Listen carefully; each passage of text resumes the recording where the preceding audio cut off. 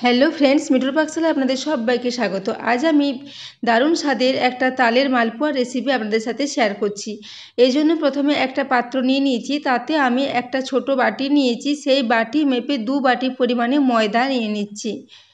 প্রথমে 2 বাটি পরিমাণে ময়দা নিয়ে নিলাম। দেওয়ার পর ওই একই বাটিতে করে আমি 1 বাটির কিছু কম নিয়েছি সুজি, অর্ধেক বাটির বেশি আর 1 বাটির থেকে কিছু কম।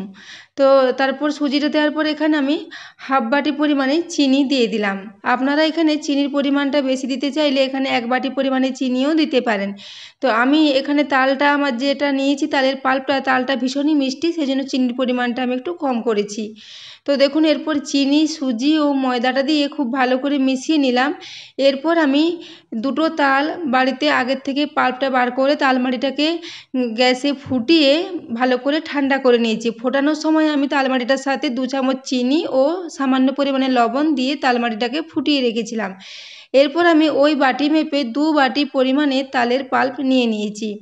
এরপর আমি ওই একই বাটিতে করে এখানে প্রথমে 1 বাটি দুধ দিয়ে দিলাম। প্রথমে 1 বাটি দুধ দিয়ে খুব ভালো করে এটাকে মেখে নেব।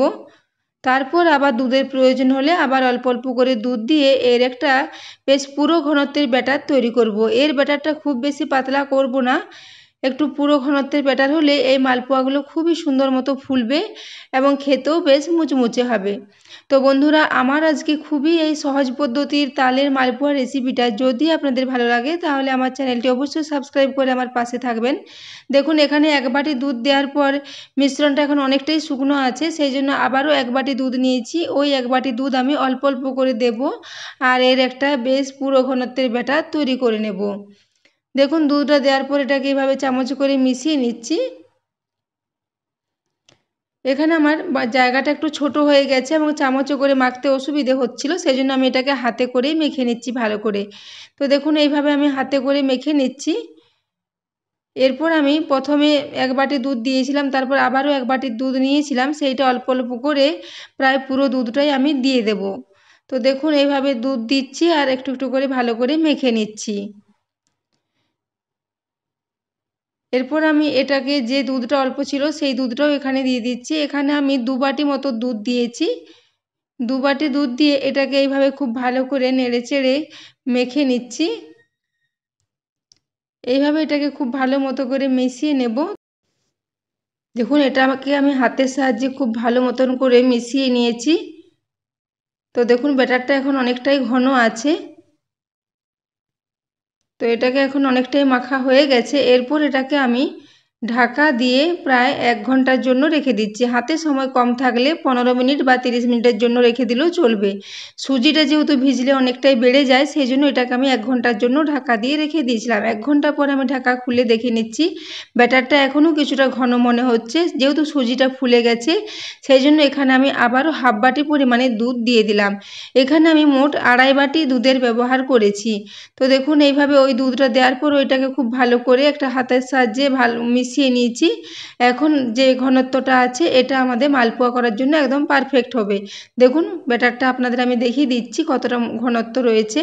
তো এটা এখন একদমই রেডি। এরপর গ্যাসে আমি একটা কড়াই বসিয়ে দিয়ে আগের থেকে তেল গরম হওয়ার জন্য রেখে দিয়েছিলাম। তেলটা এখন খুব ভালো মতো গরম হয়ে গেছে। তারপর গ্যাসের ফ্লেমটা আমি মিডিয়ামে করে দিয়েছি। মিডিয়াম ফ্লেমে এইভাবে হাতায় করে অল্প করে ব্যাটার নেব আর এই তেলের মধ্যে দেব। তেলটা যেমন খুবই গরম থাকে সেরকম অবস্থায় ব্যাটারটা দিতে হবে, তাহলে মালপোয়াগুলো খুব ভালো মতো ফুলবে। গরম হওয়ার পর আমি গ্যাসের ফ্লেমটা এখন মিডিয়ামে রেখেছি। মিডিয়াম ফ্লেমে এটাকে দেখুন এরপর উল্টোপাল্টা একটু ভেজে নেব।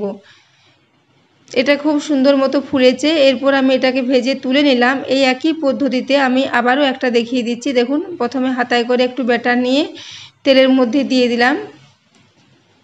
তারপর এটাকে এইভাবে উপর থেকে তেলটাকে যদি একটু ছিটিয়ে দেওয়া হয় তাহলে এটা খুব ভালো মতো ফুলে যাবে। তারপর এক পিঠ হয়ে গেলে আরেক পিঠ এটাকে উল্টে দেব। তারপর এইভাবে লাল লাল করে এগুলোকে ভেজে নেব। গ্যাসের ফ্লেমটা মিডিয়ামে রাখতে হবে ভাজার সময়, একদম লো ফ্লেমে ভাজতে যাবেন না এগুলো।